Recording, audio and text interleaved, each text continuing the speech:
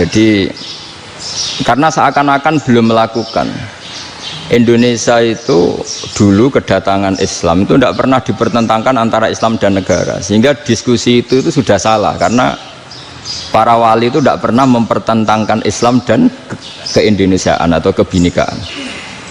Satu, bahwa para wali itu misinya dakwah, di mana-mana dakwah itu pasti ketemu yang berbeda, mulai beda agama, beda pilihan madhab, beda tradisi, beda kultur. Jadi itu tidak perlu dipertentangkan, tapi malah itu jadi lahan dakwah. Sehingga kita ini kalau diminta diskusi hubungan negara dan agama malah bingung, memangnya kenapa? Itu seperti dulu zaman P4, saya punya kawan di Jogja, teman saya nulis tafsir Profesor Zaini, itu pernah zaman Pak Harto disuruh sosialisasi P4 di Papua.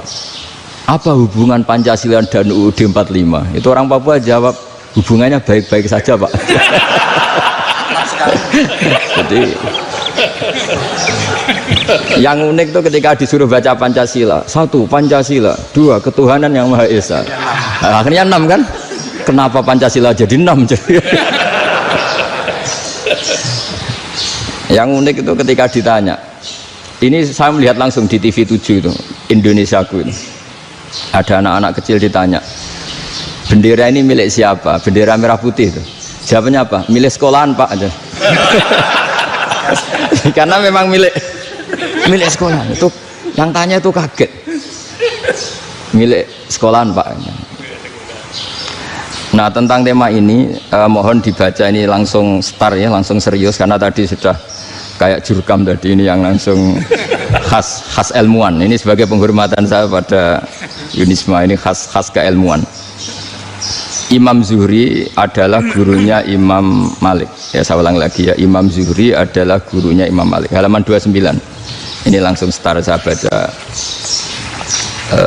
halaman 29. Dan ini terutama yang para punggawa-punggawa ini. Saya baca ya. Ini teks tidak ada yang saya rubah, memang persis seperti ini. Bismillahirrahmanirrahim. Yaqulu Zuhri, ini gurunya Imam Malik. Fama futiha fil islami fathun qablahu kana a'zama minhu. Innama kanal qitalu haitsul taqon nasu. Falam makanatil hudnatu wa wadu'atil harbu wa amanan nasu ba'duhum ba'du wal taqaw fatafawadu fil hadits wal munaza'ah. Falam yaklim ahadun bil islami yaqilu syai'an illa dakhula fihi. Walaqad dakhalataini kasanaten mithlu man kana fil islam qabla dzalika wa aktsar. Terus ini ngomongnya harus santai, nggak boleh provokatif. Begini, kita tahu dalam perdamaian Hudaybiyah itu poin-poinnya itu semuanya merugikan Islam. Di antaranya adalah jika yang Islam masuk kafir harus dibiarkan, karena berarti masuk ke habitat asli. Karena Nabi sebelum jadi Nabi, komunitas pokok itu kafir, sehingga kalau Islam masuk kafir kembali ke habitat. Tapi kalau Islam masuk kafir, kafir masuk Islam itu harus dikembalikan karena dianggap bid'ah. Maka kalau kamu dituduh bid'ah itu tenang saja dulu, Nabi itu ya dituduh ji'ta bidinin muhdas, kamu datang dengan agama yang baru. Cuma agak diteruskan wa kullu muhdasatin bid'ah wa kullu bid'atin dalalah. Jadi orang-orang kafir dulu kalau ngomentari Nabi, ji'ta bidinin muhdas, kamu datang dengan agama yang baru. Nabi nurut. Semua perjanjian yang merugikan Islam itu Nabi nurut. Tapi Nabi hanya minta satu hal, jangan ada perang 10 tahun. Dan orang boleh seminar, boleh diskusi tentang Islam. Ya, ini dengerin betul ini. Jadi saya tidak akan provokatif, ini pakai logika. Nanti bisa dipakai disertasi doktor. Tapi saya minta orang boleh diskusi, boleh seminar tentang Islam. Akhirnya saat itu juga ada orang yang masuk Islam.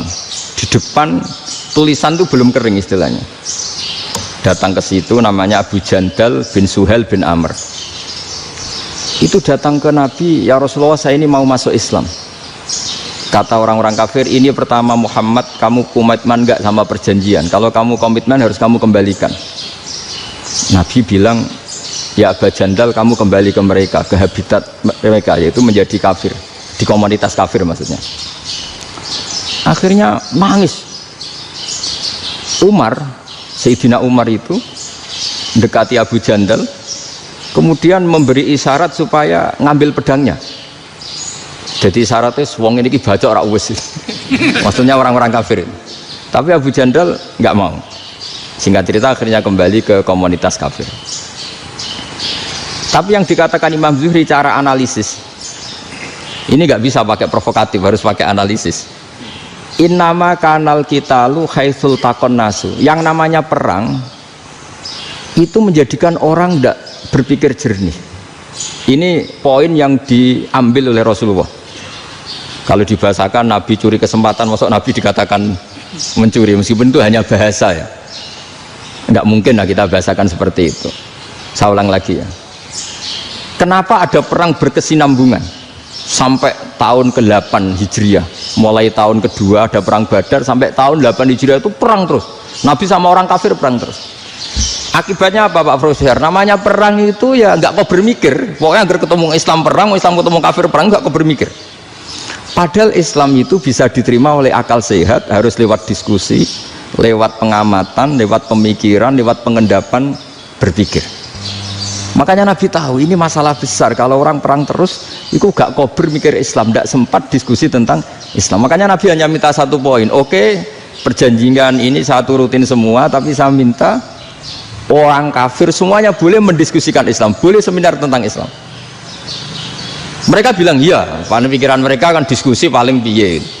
Ternyata betul, ada diskusi. Terus temanya gini, kira-kira bener di Muhammad Abi Abu Jahal. Terus Tuhan Muhammad sama Tuhan Abu Jahal itu keren mana? Diskusi. Tuhan Muhammad itu khaliqus samawati wal ardi, yang menciptakan langit bumi. Sebagaimana kampanyenya Muhammad. Ya mereka masih jangkar bilang Muhammad. Kalau Tuhan kita, ya berhala itu yang kita bikin, yang kadang rusak, yang kadang kudanan, terus lumutan, pokoknya terus diskusi. Kita kok bener pengirannya Muhammad. Terus Muhammad Abu Jahal, mulai dhisik Muhammad itu ratau bodoh nih. Mulai dulu Muhammad tuh gak pernah bohong. Abu Jahal, waduh, wis bodoh nih ngongkonan. Wis ribet kan? Dan semua diskusi itu mengarah ke kebenaran Islam. Akhirnya ngomong kafir sing tokoh-tokoh cara Jawa yo, wah semane jebule masalah ini kan. Artinya gini, kalau kita ingin Indonesia damai, sebenarnya yang untung itu Islam. Karena Tuhan yang menciptakan langit dan bumi tentu gak akan diperbandingkan atau akan dikalahkan oleh Tuhan yang lahirnya saja sudah di bumi. Misalnya kita menjual Tuhan Allah, siapa itu yang menciptakan langit bumi, yang ada sebelum langit bumi, bandingkan dengan Tuhan yang lahirnya di bumi, ada tanggal lahirnya, ada aktenya, itu kan sudah ribet kan. Begitu juga kalau memperbandingkan tokoh, Muhammad itu siapa?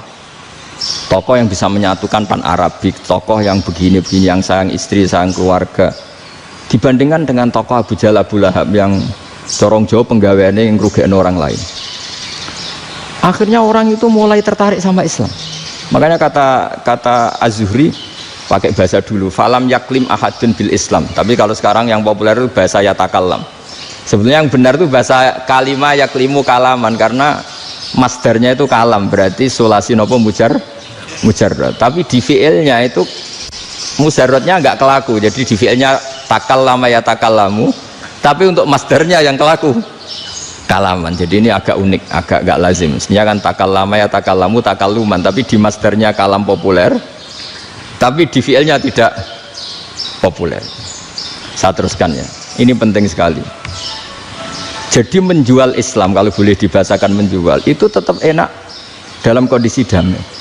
Karena kalau kita perang, itu bawaannya kalau ketemu ya perang. Kalau ketemu perang, sehingga orang itu rakober diskusi dulu. Saat benernya Islam sampai kafir itu bener di. Karena tidak kober diskusi, tidak sempat diskusi, orang yang milih yang kafir. Karena yang mayoritas yang kuat. Sementara Islam zaman itu lemah.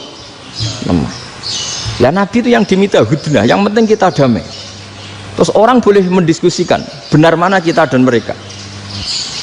Ya setelah diskusi ya tadi kan nggak mungkin Allah yang begitu keren hebat pencipta langit bumi dibandingkan berhala yang mengurus dirinya sendiri saja tidak bisa. Walhasil terus Orang mulai tertarik sama Islam dan aturannya nggak boleh dilarang diskusi itu. Nah makanya saya pernah ditanya beberapa profesor di Jogja, Gus, suatu saat kalau kampus paling keren di Jogja ini ada Islamic Studies, kemudian pengajarnya dari berbagai agama, ini riskan nggak bagi Islam? Saya jawab, asal yang didiskusikan Islam itu nggak masalah, yang repot itu nak umat Islam. Karena kalau umat Islam yang jadi percontohan, banyak raja yang dolim, banyak pemimpin muslim yang dolim, terus identik dengan Islam itu jadi dolim, kan ribet. Ya kalau pas umat Islam, kalau Islam yang kumat kan jadi masalah kan. Nah ini kan terus jadi beda umat Islam sama Islam yang lagi apa? Kumat. Singkat cerita terus Islam mendapat posisi yang luar biasa. Nah makanya di sini diistilahkan falam makanatil hudnah, ketika ada perdamaian wa amanan nasu ba'dum ba'do, orang merasa aman, itu fatafawadu fil hadis wal munazaah, mereka berdebat. Munazaah itu berdebat, keren mana konsep Muhammad dengan konsep Abu Jahal, keren mana konsep Tuhannya Muhammad dengan Tuhan kita, terus diskusi. Dan mereka akhirnya ikrar, wah yang benar ya Muhammad lah, di mana-mana Tuhan tuh ya sebelum langit dan bumi, di mana-mana Tuhan ya punya reputasi menciptakan, masa Tuhan reputasinya diciptakan kayak berhala dan sebagainya. Ibadah juga gitu, ibadah wong kafir itu kalau tawaf itu telanjang, ibadah Muhammad santun pakai pakaian, terus akhirnya mereka mulai tertarik Islam. Sehingga saya lihat di beberapa tafsir, saya memang tidak akan ngomong yang tidak serius, ngergani Unisba ben sawangane pemikir serius. Di Quran itu sampai lihat di tafsir Tobari itu ada ayat bal naqzifu bil haqqi 'alal batil fayadmaghuhu fa idza huwa zahid. Qadzafa itu kalau di kamus tak lihat itu takallama bila dalilin. Qadzafa itu yes pokoknya sekenanya. Artinya gini, kebenaran Islam atau kebenaran hak itu kamu taruh sekenanya saja itu tetap menang. Apalagi kamu taruh secara teratur, kamu taruh sekenanya saja itu tetap menang. Sehingga di sini banyak sahabat yang hidup di Cina. Sekarang juga banyak orang alim yang milih hidup di Amerika, banyak orang alim yang milih hidup di Inggris. Dan mereka pede, percaya diri, karena kebenaran itu kamu letakkan di mana saja, itu tetap akan menang, akan menemukan momentum kemenangannya. Misalnya gini, contoh paling gampang.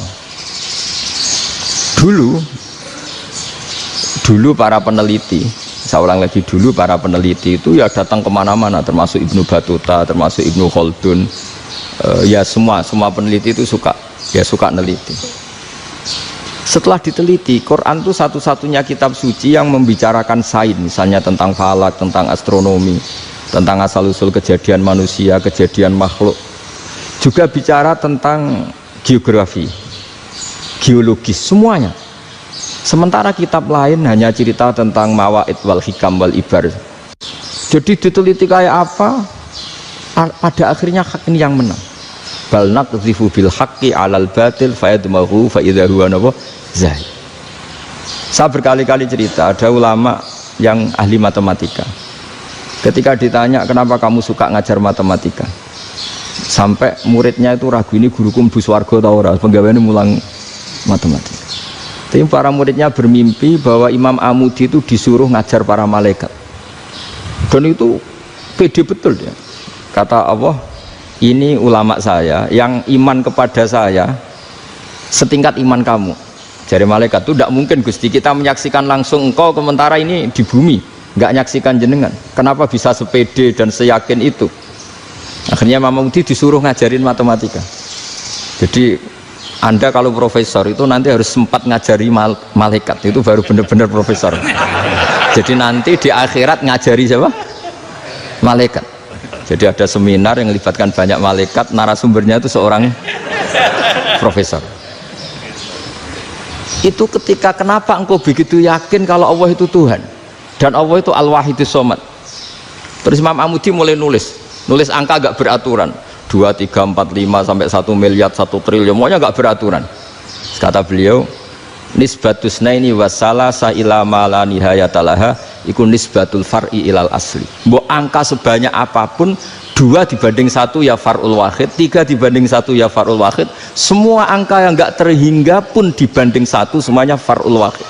Semua angka sebanyak apapun itu cabang dari angka satu. Fakullu hadhil awalim far'un minal wahidis somad, yaitu Allah Subhanahu wa ta'ala. Akhirnya malaikat tepuk tangan, iya juga. Jadi begitu juga ada ulama itu ahli gambar. Saya dulu ngaji sama Mbah Mun Al-Husunul Hamidiyah, itu kitabnya itu banyak gambarnya. Dan kali gambar yang ngawur betul, mangga ahli gambar. Saya lepol, terus sempurna lele. Semua gambar bangunan, gambar sapi, pokoknya gambar. Ternyata dia menemukan Tuhan itu dari gambar. Gambar serapi ini atau seruwet ini sama. Gambar rapi sama ruwet itu sama kalau dalam pandangan tauhid. Dimulai minan nuqtah al-wahidah. Kowe cek gambar sing rapi, sing indah, cek gambarmu elek. Dimulai dari satu titik, dan titik ini nuqtatil wujud, yaitu Allah Subhanahu wa ta'ala. Jadi nak cara ahli tauhid gak penting gambarnya api, menang lomba atau ora penting. Butuhe hadis surah ini gambar baik yang rapi maupun ndak adalah min nuqtah dari satu titik. Nah, alam raya sebanyak ini mbok gambar mbok ora, cek mulai Mars sampai Jupiter kabeh semua bentuknya yang banyak ini semuanya min nuqtatil wujud, yaitu dari titik wujud. Gini kok Allah Subhanahu wa ta'ala. Di sini hebatnya ulama-ulama, mbok dia pengajar matematika, mbok pengajar gambar, semuanya dipakai perangkat untuk tauhid. Nah, itu kan juga bagian dari Islam damai, Islam yang sangat, jadi tidak perlu perang untuk orang dipaksa Islam, nggak perlu provokatif kayak tadi pidatonya rektor jenengan tadi. Jadi ciri utama ilmuwan tuh kalau ngomong datar tapi logikanya nggak terbantahkan, itu ciri khas ilmuwan. Kalau ciri khas politikus kalau ngomong itu keras, provokatif lah kira-kira gitu. Tapi isinya biasa. Nah, saya berharap nanti semua profesor doktor itu datar tapi isinya kualitasnya bagus ini. Mentes. Jadi makanya terus kata ulama, kenapa diistilahkan balnat zifu bil haqqi? Kenapa pakai qadzafa sementara qadzafa maknanya takallama bila dalil? Maksudnya bila dalil di sini itu min ghairi ikhtiyajin ila dalilin. Kebenaran itu memang nggak butuh dalil. Apa kita perlu dalilnya apa? Buktinya apa? Kalau tiga itu cabang dari satu. Wong gendeng yang takut gitu pasti orang gendeng. Wong tiga cabang dari satu kok ditanyakan buktinya apa? Itu min awalil bidah. Pertama orang pasti tahu kalau tiga itu far'ul wahid. 1 juta juga far'ul wahid. 1 miliar juga far'ul. Gambar yang sebanyak apapun ya dimulai dari satu titik. Cek gambar benar maupun yang tidak. Akhirnya apa? Ulama dulu itu sebegitu rileks nerangkan tauhid. Lalu kenapa asma ini yang ya ini kan khas NU ya, khas pesantren. Sebenarnya saya keberatan pakai istilah khas NU, pakai khas pesantren karena NU itu anaknya pesantren, jangan dibalik pesantren anaknya NU, karena sebelum ada NU itu ada pesantren. Tapi kayaknya Unisma lebih suka pakai bahasa NU dan saya ya agak orderan yang terpaksa disuruh ngomong. Ini agak apa ya, agak kacau sebetulnya ini, agak kacau. Jadi NU itu sama pesantren itu tua pesantren. Jadi NU dilahirkan pesantren, bukan dibalik pesantren dilahirkan NU. Sehingga barokahnya didirikan pesantren ini, kadang nyuwun sewu sekali Mbah Hasyim itu kadang ide besar beliau itu ora dituruti wong NU. Jadi Mbah Hasyim cara kula kok dadi Mbah Hasyim ya mangkel. Mbah Hasyim itu ngarang meno kentong. Nggih ngarang meno beduk, tapi NU nganggo kentong. Beduk. Dan uniknya Mbah Hasyim enggak tersinggung. Karena ciri khas pesantren itu membolehkan perbedaan apa? Pendapat. Itu masyhur khilafnya Mbah Hasyim sama Mbah Fakih Mas Kumambang itu sampai dikitabkan. Saling ngeritik, saling macam-macam lah. Jadi cara berpikir Mbah Hasyim ketika Nabi rembukan, ini gimana ya cara menentukan waktu sholat ya? Ya pakai kentong ya Rasulullah, zakalin nasoro itu untuk orang Nasrani. Ya pakai buk itu trompet, zakalil Yahud itu untuk orang Yahudi. Terus ada yang usul lagi pakai api ya Rasulullah, zakalil Majusi itu orang Majusi. Setelah itu ada orang datang lari-lari cerita mimpi azan tadi. Ya itu terus dipakai sarana pemanggilan sholat ya azan itu. Sehingga Mbah Hasyim menolak kentong. Karena mantas sababi qaumin fahuwa minhum. Beliau keras sekali sampai bilang haram. Beliau judulnya ya haram. Al-Jasus Antakrimin Nakus. Setelah naskah itu sampai ke Mbah Fakih Mas Kumambang di Gresik situ, di daerah Dukun situ. Dulu nggak ada WA ya, jadi sampainya ya lama. Makanya saya sampai sekarang nggak punya WA, karena ya saya ulama kan, kalau WA-an terus ya jadi ulama. Nggak jadi ulama, main WA-an terus itu. Nah itu termasuk rektor gak kober mikir itu mesti kebanyakan WA. Karena kan otaknya didikte oleh sesuatu yang masuk, sesuatu yang dilihat itu kan pasti mendikte kita. Beda kalau yang enggak WA-an kan mikir apa kita yang menentukan. Kalau WA-an kan kita ditentukan. Mau mikir anaknya butuh apa, gara-gara WA informasi Jakarta mikir Jakarta. Padahal secara kewajiban ngapain kamu orang Malang mikir Jakarta? Gara-gara WA mikir Jakarta belum selesai ada berita di Sulawesi, mikir Sulawesi. Habis itu mikir NTT. Makanya semua orang sekarang merasa tokoh nasional gara-gara informasi yang masuk itu nasional. Jadi Masio RT yang mikir gimana Gus Indonesia. Padahal RT loh. Sampai lupa kalau dia itu RT. Jadi semua orang sekarang merasa tokoh nasional. Nah, itu gara-gara apa coba? Akhirnya semua orang juga punya ide tentang nasional. Harusnya negara itu gini-gini. Jebule wonge sing duwe ikon itu sapa? RT. Ribet kan? Saya teruskan. Setelah naskah itu sampai ke Kiai Fakih Mas Kumambang, beliau itu marah besar. Ini harus dilawan, dan saya bukan karena benci Mbah Hasyim. Beliau teman saya ketika ngaji Kiai Mahfud di Mekah. Jadi Mbah Fakih dan Kiai Hasyim itu teman ketika ngaji di Mekah. Secara ngelawan tuh lucu, gak ilmiah, tapi gak ilmiah wong alim tetap ilmiah. Di mana-mana serupa itu tidak sama. Ya kalau mungkin zaman Nabi di Medina itu, zaman itu kentong itu identik dengan milik Nasrani. Di Indonesia beda. Pos kampling ya kentong, kebakaran ya kentong, wae sarapan orang di LP ya pakai kentong. Jadi tidak ada jaminan kalau kentongan itu identik dengan Nasrani. Lalu haramnya di mana? Yang di mana-mana tasabuh itu identik. Ini tidak identik. Mulai masalah kan? Mulai masalah. Jadi beliau gaya judul Hazruus. Hazruus itu kepala bergeleng-geleng. Sekarangan kok ngene. Jadi sekarangan kok provokatif gitu. Nah, dan itu Mbah Hasyim ya hormat Mbah Fakih hormat Mbah Hasyim. Saya sendiri secara pribadi itu lebih suka pendapat Mbah Hasyim sebetulnya.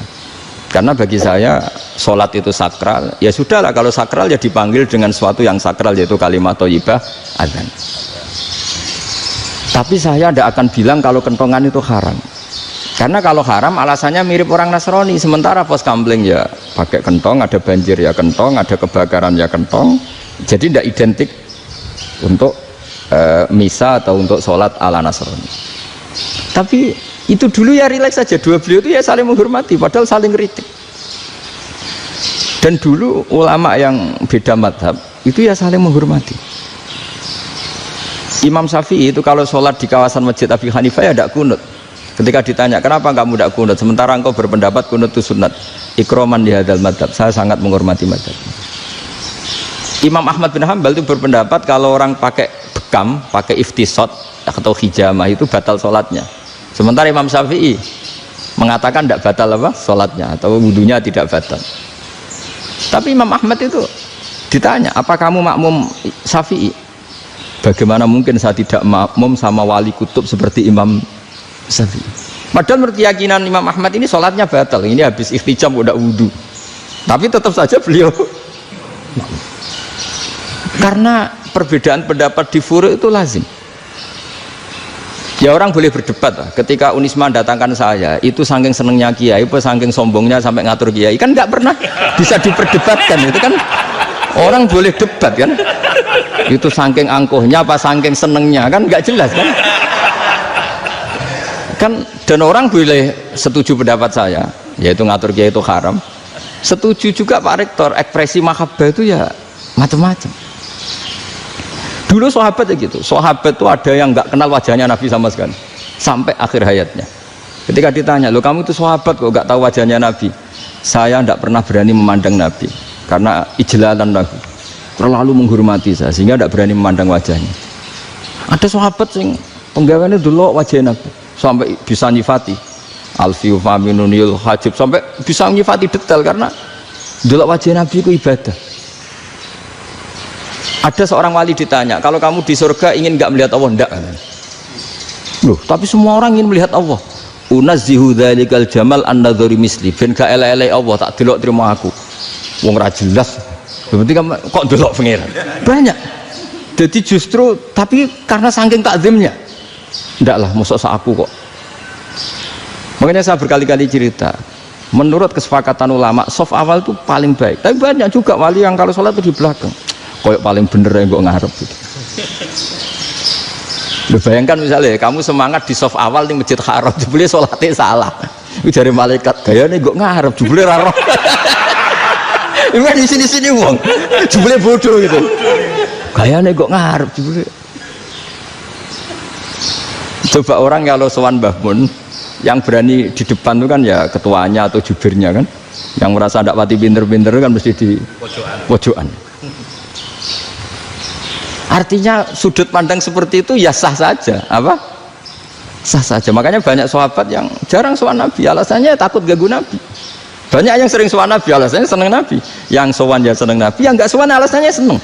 Lu Nabi itu tokoh, punya keluarga, punya anak. Kalau saya sering sowan berarti sering ganggu. Yang sering sowan dia alasan ini khazanah kita harus istifadah. Jadi zaman dulu dia biasa, dua sahabat, yang satu milih mahabbah itu milih sering sowan, yang satu juga mahabbah milih tidak sering. Karena pertanyaannya bisa dibalik kan, sering sowan apa sering ganggu coba. Nabi Abedar, assalamualaikum. Nabi nimang cucunya, assalamualaikum. Ayo bener yang sowan apa bener yang enggak kalau seperti itu. Akhirnya terus diatur sedemikian rupa oleh Quran. Walau annahum sabaru hatta takhruja ilaihim lakana khairal lahum. Jadi sahabat kalau mau sowan Nabi ya nunggu di sufah. Kalau Nabi keluar berarti milik publik. Sekali masuk ke dalam tidak ada sahabat yang berani sowan. La tadkhulu buyutan Nabi illa ayyudzana lakum. Kalau soal sampai masuk dalam harus nunggu dipanggil. Karena sekali Nabi masuk dalam itu milik privat keluarga, milik istrinya, milik cucunya, milik keluarganya. Jadi Nabi sekali keluar ke ruang itu berarti milik publik. Itu terus jalan tengah. Karena kalau langsung masuk, bayangkan saya itu sering menyaksikan Mbah Mun habis ngaji 2,5 jam ngaji Jalalain, baru masuk assalamualaikum, padahal yai mungkin mau ke kamar mandi, mau ini itu. Jadi dulu itu Quran sangat modern, sebelum ada dokter ngatur tamu, rektor ngatur tamu itu Islam sudah modern. Dia kan gak fair kan, misalnya saya ke Unisma harus janjian pakai ini, terus kalau misalnya kesini selonang-selonang kan lucu kan, mentang-mentang kiai terus juga sowan-sowanan selonang-selonang, padahal kalau kita mau ke mereka pakai protokol.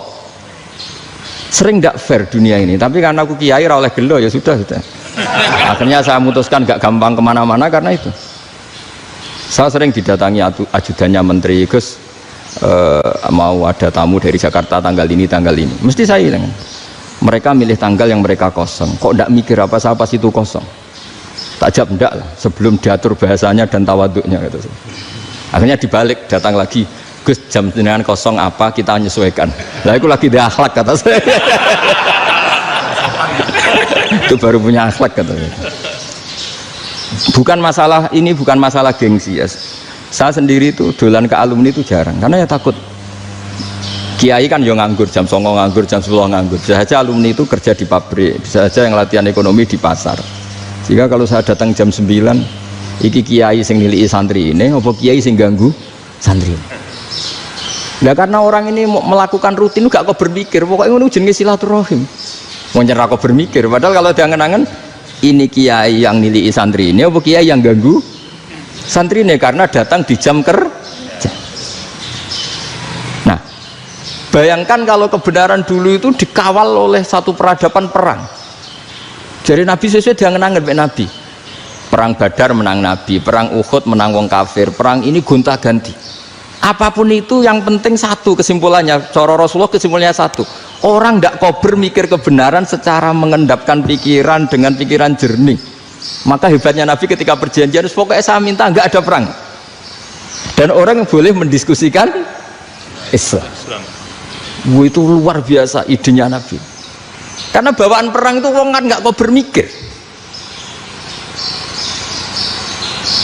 Ibarat seorang misalnya seneng satu perempuan, ketemu rivalnya langsung perang kan gak mikir.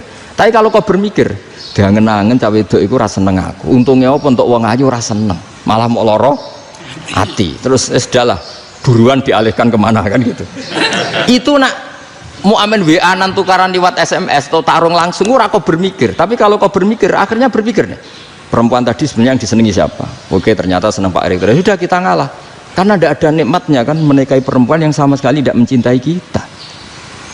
Tapi kalau nak kau berpikir pokoknya diprovokasi, wah kue kalah mbak A, kue kalah mbak B. Pikirannya kan, ojo sampai kalah. Bareng wis menang ternyata ada mas. Lah. Nah bayangkan Islam itu seperti itu dulu, dipertarungkan. Luang Islam itu dinu aklin. Agama yang diterima dengan akal sehat, tapi sekarang ukurannya perang. Yang menang berarti benar, yang menang benar. Kan terus jadi repot. Dan itu Nabi tidak ingin, makanya Nabi ingin sudah lah, nggak ada perang. Nah makanya kata Imam Zuhri, fathul Islam terbaik adalah orang boleh diskusi tentang Islam dan tidak ada perang.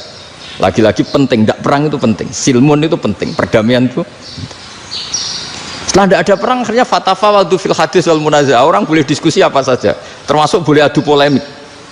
Konsep satu Tuhan dan Tuhan banyak diperdebatkan. Akhirnya Nabi secara rileks bisa menjelaskan, Muhammad, urusan kita banyak, kalau Tuhannya satu tidak cukup, Tuhan harus banyak untuk menyelesaikan berbagai urusan. Ada Tuhan bagi rektorat, bagi macam-macam kan. Ada Tuhan untuk ngurusi utang, ngurusi BPKB, macam-macam. Terus kata Rasulullah, enak saja Nabi jawabnya, ya kalau kamu punya majikan banyak, perintahnya beda-beda, kamu mangkel enggak, bingung enggak? Ya susah mat, kalau majikannya banyak, perintahnya beda-beda, kita jadi repot. Seneng mana? Seneng majikan satu. Ya sudah, Tuhanmu itu majikan kamu, kalau Tuhannya banyak, perintahnya macam-macam, kamu yang repot. Akhirnya ya sudah mat, Tuhannya satu aja. Nah, itu ya barokahnya diskusi tadi, barokahnya enggak perang. Daraballahu mathalan rajulan fihi syuraka'u mutasyakisuna wa rajulan salamal lirajul hal yastawiyani masalah. Terus alhamdulillah. Jadi orang yang paling kafir pun saat itu taslim. Nah ini kembali ke kalimat la ilaha illallah. Saya tidak perlu provokatif, pasti teori saya itu benar. Bukan saya bilang benar itu karena sombong, enggak. Ini sesuai teks. Misalnya begini, benar enggak kelompok takfiri yang suka ngafirkan orang lain? Itu pasti tidak benar. Logikanya gampang. Orang yang kafir 70 tahun saja dengan melafadzkan la ilaha illallah menjadi muslim. Masa dengan kalimat yang sama yang muslim menjadi kafir? Itu logikanya kan nggak ketemu. Orang kafir 70 tahun untuk menjadi muslim disuruh baca apa? La ilaha illallah. Tapi gara-gara baca la ilaha illallah nyekel patok jadi kafir.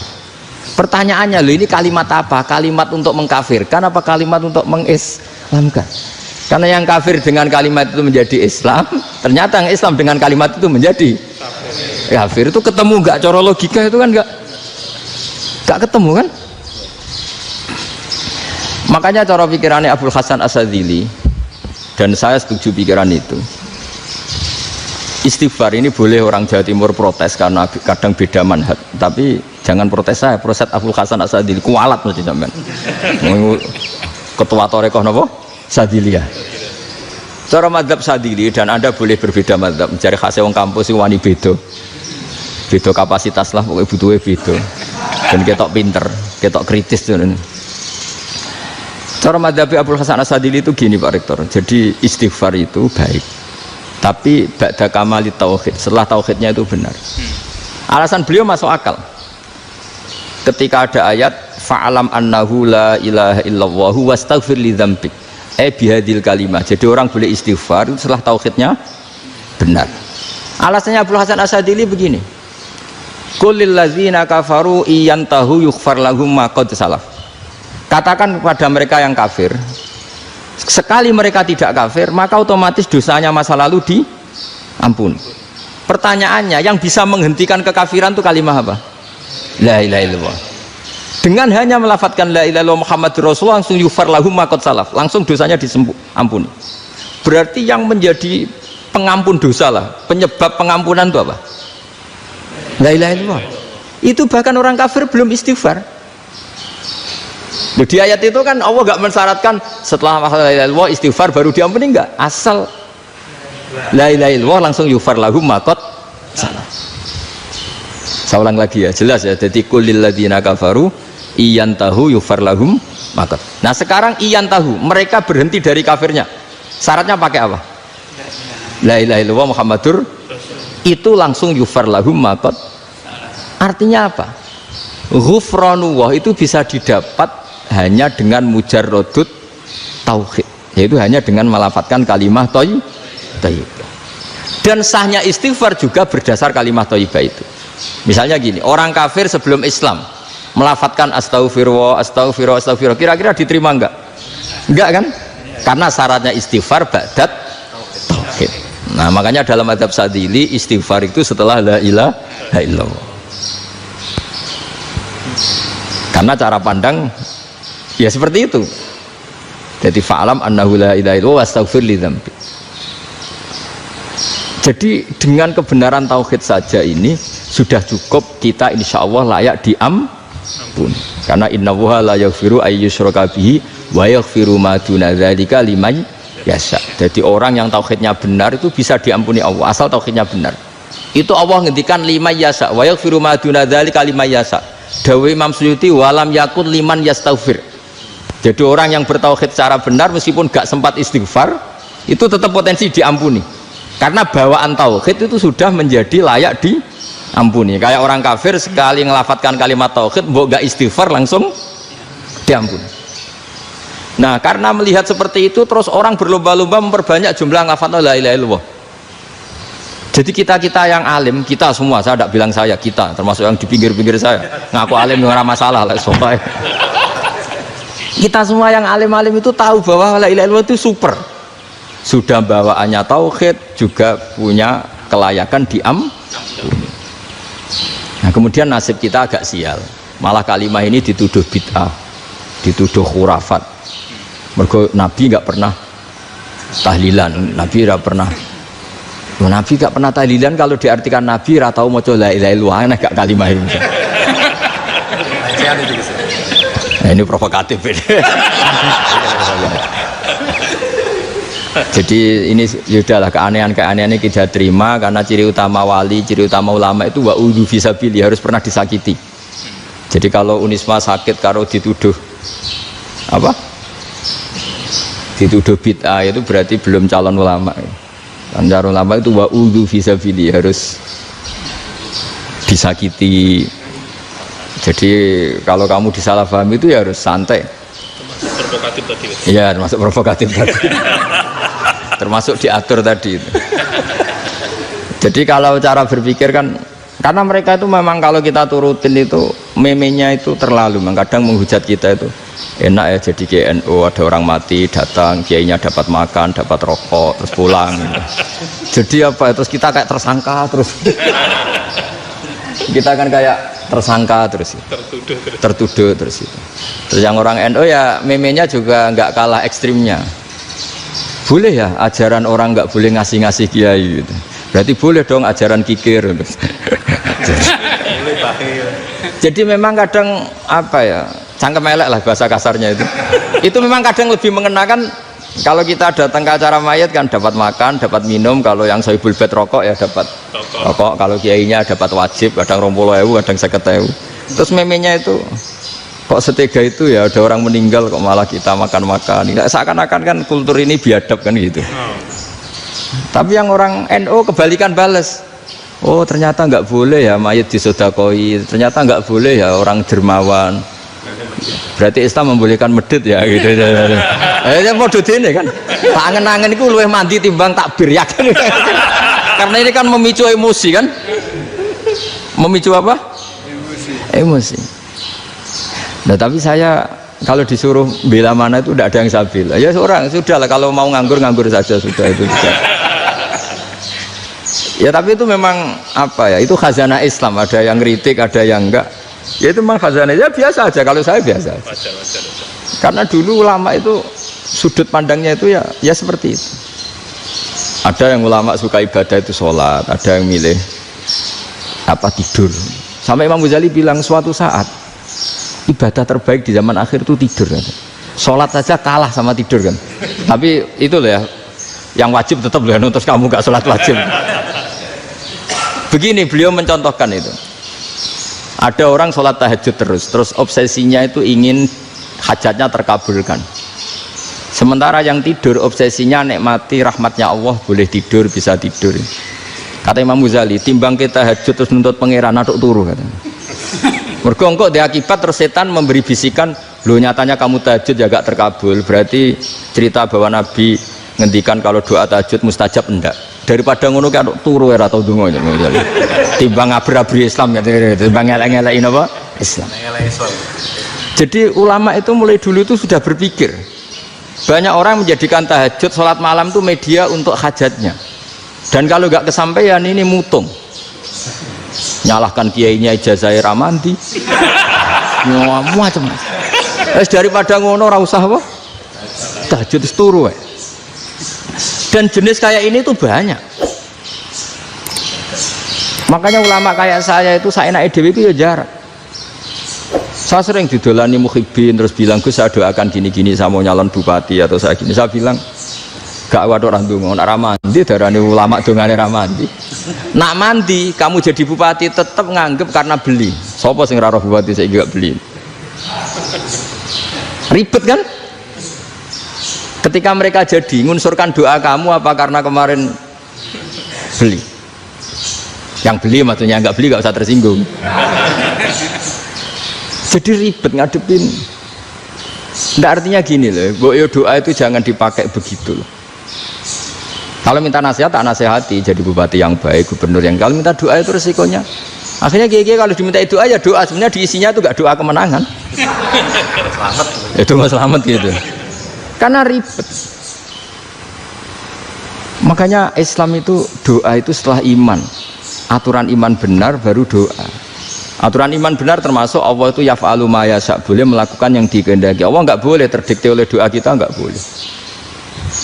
Ya saya ulang lagi ya, madzhab Hasan Asyadzili ini khas kita. Jadi la ilaha illallah itu didahulukan sebelum istighfar. Tapi kebalikannya madzhab Imam Sanusi itu dibalik. La ilaha illallah itu kalimat yang sakral. Karena yang sakral dibutuhkan muqaddimah, yaitu yang melafadzkan harus yang sudah bersih, yang sudah steril baru melafadzkan la ilaha illallah. Maka dalam madzhab Sanusiyah istighfar dulu baru la ilaha illallah. Nah dalam madzhab Abdul Hasan Asyadzili kebalikan, istighfar itu sah setelah sahnya tauhid. Kamu ikut mana tuh? Asyadzili apa Sanusiyah? Alhamdulillah sama-sama tidak paham ya sudah. Akhirnya sudah. Iya saya nggak kemana-mana kan gitu. Jadi apa ya? Terus ini saya teruskan ini biar khas pesantren atau khas NU lah, kalau bahasa Pak Rektor khas NU. Ini Ben sampean tahu beberapa perbedaan itu lazim, halaman 24 ya, halaman 24 sama 25 tak baca, ini masih orisinil. An Sufyan bin Uyainah, ini juga gurunya Imam Syafi'i. Kata Sufyan bin Uyainah, beliau cerita kana Isa wa Yahya alaihi salam ya'tiyanil qaryah fayas'alu Isa an syirari ahliha wa yas'alu Yahya an khiyari ahliha. Jadi Nabi Isa dan Nabi Yahya itu satu generasi, sama-sama masih muda. Kalau di satu kampung yang Nabi Yahya tanya, ini keluarga terbaik siapa? Saya mau nginap di situ karena kumpul orang baik itu nyaman. Kalau Nabi Isa kebalikan, keluarga terburuk mana ya, saya tak di situ. Nah terus akhirnya faqala lahu Yahya lima tanzilu ala syirarin nas, kenapa kalau kamu bermalam kok malah kumpul orang-orang yang nakal? Innama ana tabibun udawil mardo, saya ini nabi ibarat dokter, di mana-mana dokter yang ngumpuli yang sakit, ngobati yang sakit. Makanya di NU itu ya banyak kiai jazab mengumpuli yang nakal-nakal. Nak tepak yang ngentas yang nakal, nak tepak ya katut. Ini adu nyali lah sudah gitu. Tapi itu ada ilmunya, yaitu niru Nabi siapa? Isa. Kalau kamu dokter penelitian tuh cari daerah yang banyak pandemi apa yang bersih? Yang banyak pandemi, karena yang namanya penelitian ya di situ kan. Kalau kamu dakwah ngentas kemiskinan, ke daerah miskin apa daerah kaya? Nah sama, kalau ngentas kefasikan ke daerah fasik apa daerah orang soleh? Fasik. Ya, tapi itu Nabi Isa. Nah, kalau kamu tidak Nabi kan potensinya kan ngantut itu.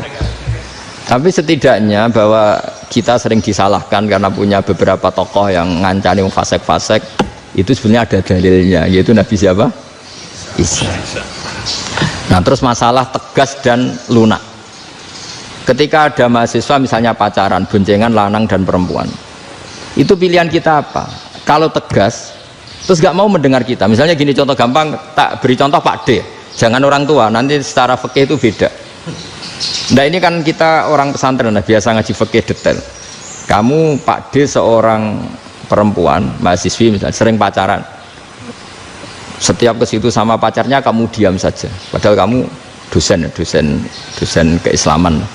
Mesti pawanaan kamu nyimpulkan ternyata pacaran itu tidak apa-apa. Buktinya Pak D itu tidak negur, menengah. Ini berarti as-sukut alal mungkar. Tapi kebalikannya, Pak D ini terkenal keras. Nak rono mesti rada aku ponaan.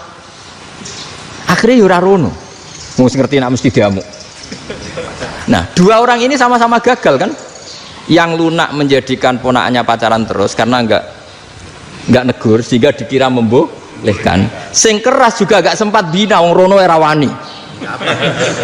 Akhirnya dua orang ini sama-sama enggak ketemu, sama-sama enggak berkesempatan membina kan? Gagal membina kan?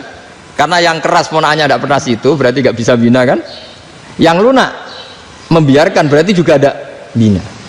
Nah, Islam itu antara dua itu. Ya agak terlalu lunak, enggak terlalu keras. Karena kalau terlalu keras, misalnya ada kiai terlalu keras, lu masyarakat mau tanya itu gimana? Lari kan?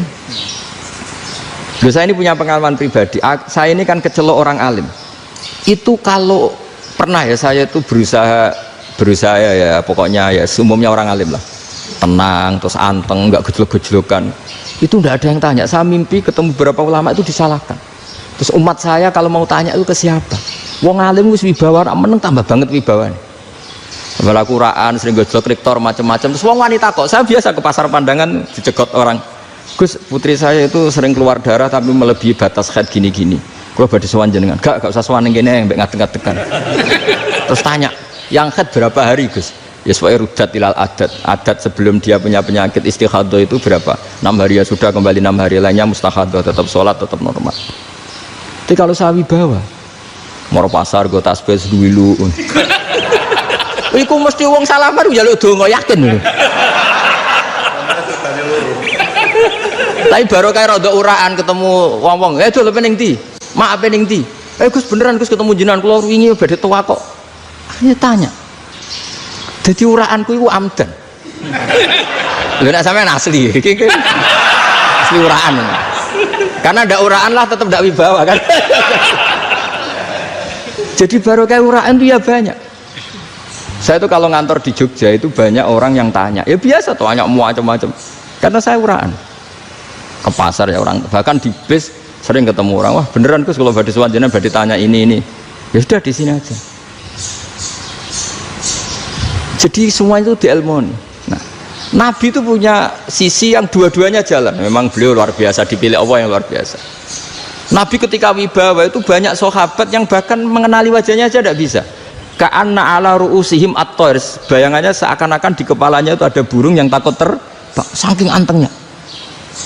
Tapi Nabi sekali mengeluarkan job, sekali santai, itu sahabat tanya itu sampai yang nggak pantas ditanyakan. Nabi saat tadi kumpul istri saya, tapi tidak inzal itu wajib mandi ndak. Aro'aita law anna ahadana ya'ti imro'atahu walam yunzil. Itu ya ditanyakan. Nabi mun kumpul itu betul sakit inzal sepundi. Guys betul lagi. Terus ya ada yang tanya macam-macam. Ya saking ada sahabat dipanggil Nabi tambah lari, dipanggil lagi tambah lari. Panjenengan nyeluk oh pas kula kumpul bojo kula. Lah kula kuwatir jenengan orang suci, saya belum mandi, makanya saya lari. Nabi ngendikan innamal mukmin thahir, ya nak masalah ketemu kiai ra apa-apa ijek junub. Penting kok nak salat kados sik. Tapi Nabi sekali pakai madzahirul jalal, tapi pakai wibawanya itu orang nggak berani ngomong. Tapi sekali Nabi rileks, itu orang bisa tanya apa saja, termasuk halal yang nggak pantas. Ada sahabat itu tanya lucu, tanya Maimunah. Maimunah itu ya cantik tapi sudah agak tua lah. Maimunah, ya umal mukminin, hukumnya ngambung bojo pas Ramadan piye? Wah gak roh aku, gak tahu diambungkan Nabi pas Ramadan. Tanya Saudah, wah malah orang arah diambung. Kalau Saudah itu kan istiwa itu. Lucunya istrinya jawab, tanya Aisyah yang mungkin Nabi, iya yang mungkin tanya Aisyah. Itu yang usulnya istrinya Nabi Maimunah. Selalu Aisyah, tanya be Aisyah. Ya Amirul ya umal mukminin gini-gini. Aisyah yang cantik masih perawan kan. Qabbalani Rasulullah bahwa oh Nabi biasa ngambung-ngambung pas Ramadan dan beliau tetap puasa. Akhirnya fakih ngarang kan wa takbil fi Ramadan wa tublah la tubtilu shauma ngambung ora. Iku ya udah biasa di sini. Ya nasi bojone ayu. Nah ini artinya seasik itu gitu. Jadi garwane Nabi sing ngrasa rodok tuwa. Wah, aku ora tahu ya. Kok Isa. Serilek itu dulu itu. Maksudnya orang Islam pertentangan itu. Maksudnya dia balik semua ini bedanya orang pesantren sama orang kampus. Kalau orang kampus mau cerita agama itu rahmatan lil alamin, tapi nyontokno rileke ora iso. Agama itu rilek, tapi nyontokno rileke ora iso. Mergo ora rapati ngaji. Contohnya ora iso, tapi mau gawe kaidah mau Islam itu rahmatan. Jadi Nabi itu lah, Allah juga gitu. Allah itu kalau sudah memperlihatkan madzahirul jalal itu mbok malaikat Jibril rawani ketika Allah dengan madzahirul jalal. Tapi kalau Allah dengan madzahirul jamal, madzahirul apa? Jamal. Iku yo gojok-gojok kan sampai makhluke gojok-gojok. Yo buli-bulian cara sakniki. Ya sampean delok ning hadis syafaat itu, akhiru man dakhalal jannah atau akhiru man kharaja minan nar itu di beberapa judul. Ada seorang rojul yang ahli neraka ya, dintas mbek pangeran terus ditudono swarga. Gusti swarga sengiler tok ora wong wayu roh wis ngiler tok ngerjaluk Gusti mosok roh tok ora oleh mlebu jarimu asal mlebu metu kon neraka ora jaluk-jaluk meneh sumpah lho ya gak jaluk apa-apa meneh mboten Gusti sekali saya keluar dari neraka ndak akan minta apa-apa lagi wis wallahi wis wallahi la as'alu ghairah mesti ghaira khoslah ghaira tilkal khoslah ya niku selain keluar dari neraka saya ndak akan minta lagi didono swarga wong do kelon seruwibet kan sing bojone elek kan dendam dadi ning swarga iki swarga wis macam-macam Gusti mosok roh tok ora oleh mlebu jarine ora janji ra njaluk meneh akhire ya wis didelokno neraka jadi pangeran jawabe gampang didelokno neraka roh neraka begitu menyakitkan begitu ngeri sudah Gusti saya ndak minta surga sementing enggak masuk neraka Rabbana srif anna adzab jahannam. Setelah lama itu diadepno swarga njuk mlebu swarga terus diadepno neraka akhirnya ya sudah saiki mlebu swarga gak apa-apa iku jawabe lucu atas taziu jenengan ngenyek kula engkarwan ra di swarga kok mlebu swarga terus akhirnya mlebu swarga kan mlebu swarga tamanna sangen-angen sing mbok jaluk apa bareng angen-angen yang indah-indah laka wa asratu amsal ya siku tak turuti wa asratu amsalih lan lipatan ke-10 jawab wong lanang ya lucu atas tazi ubi wa anta rabbul alamin jenengan pangeran kok ngenyekan maksudnya wis karuan aku ora pantes terus dari pangeran la astazi ubika walakinni alama asya'u qadir aku gak ngenyek kowe pancen aku pangeran nuruti kowe iku iso jadi Allah sendiri ketika dengan madzahirul jamal itu malaikat ya ono sing wani bantah masyhur itu kan malaikat sing bantah pangeran atas alufia mayufsidu fiha wa yasfikut karena Allah dengan madzahirul jamal yang paling masyhur Nabi Musa itu ketika Nabi Mi'raj itu beliau kira-kira di langit keempat lah yang masyhur atau kelima ngelangkahi Nabi Musa menangis ya Rabbi ini apa-apaan orang sing ja'a ba'di kemudian melangkahi makom saya ini apa-apaan jadi Nabi Muhammad kan apapun hebatnya kan junior kok melangkahi makom saya ini apa-apaan nggak fair sampai Nabi Muhammad itu tanya gini sama Jibril reaksi Allah gimana ketika melihat Musa seperti itu jawab malaikat Jibril lucu ya roh hiddatahu Allah sapal gayanya Musa biar ya dibiarin aja sama Allah tapi yang jenenge Nabi Musa itu kekasihnya Allah tetap berkah bagi kita betul ketika setelah Mi'raj diwajibkan sholat 50 gentenan Nabi Musa kelihatan nabinya sebenarnya Nabi Musa itu sebetulnya loh gak nguntungkan kita sebetulnya tapi yang nguntungkan sebenarnya tidak niat nguntungkan kita tapi nguntungkan Nabi Ibrahim kan di langit ke-6 keren lah konti jong ketemu Allah ngeten-ngeten kan sholat seket karena Nabi Ibrahim terkenal Nabi baik ya tidak bantah bareng Nabi Musa kenapa itu celok pengira aku akan sholat ping seket inna umataka la tutiku dalik wah gak kuat umat serai-rai ke umatmu orang arah kuat saya keterokok tapi sebenarnya Nabi Musa itu niatnya bukan membela kita fa inna ummati la umatku sing gagah-gagah ra iso meneh umat. Berarti sebetulnya ya itu masih pakai gengsinya gitu. Wes ngono-ngono lah sementing kita untung. Sebetulnya dia itu nggak terima wong umat saya aja yang lebih kuat. Nggak kuat apalagi umatmu. Dan terus sebutin irji ila rabbika fas'alhu takhfif. Itu berarti Allah dengan madzahirul jamal. Sudahlah, datang ke Allah minta keringanan. Allah itu baik. Minta, mbak Allah ya diringanan mau 5 tok. Jadi cek 45. Balik Nabi Musa, piro 45. Cek ra kuat umat. Wong umatku ra kuat. Jadi sebenarnya dia bilang umatku ra kuat. Lho cara Nabi Muhammad model wong Malang. Yo beda umatku mbek umatmu. Ribet kan? Beda. Lho Nabi Muhammad kan tidak seperti itu kan? Tidak punya akhlak Malang kan? Akhlak. Maksudnya akhlaknya mujur itu loh, akhlak yang baik gitu. Ya akhlak yang mujur, bukan yang Malang gitu.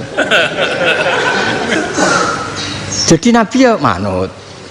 Tinggal 40 kan, dikurangi lagi 35 sampai 9 kali kan? Masyhur itu.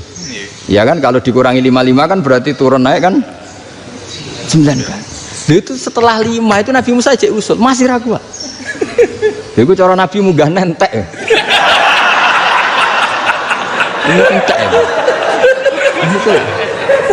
Terus iya doa tuntas betul. Bebas. Bebas. Terus munggah ado-ado lha opo?